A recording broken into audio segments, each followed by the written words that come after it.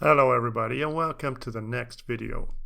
You may have noticed that the footer does not always reach the bottom edge of the page. One easy way to solve this is by using Flexbox. First of all, let's set the height of the body element to 100 VH.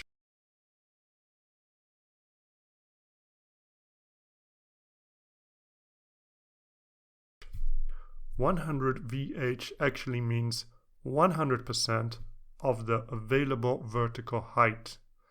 This makes sure that the body element is as big as the available space on the web page. Next, set the Flexbox properties of the body.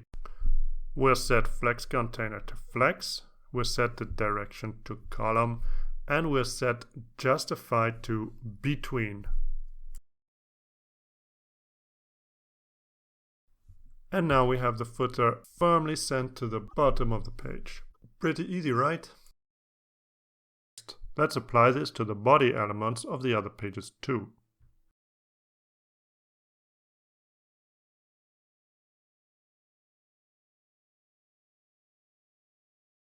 By the way, this video is part of a larger course about Bootstrap Studio. You can find the full course on Udemy or Skillshare. Check out the link in the description.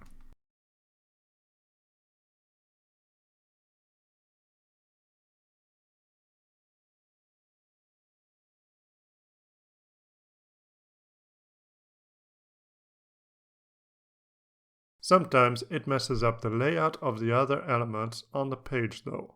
For example, on the index page, it looks a little bit too stretched out.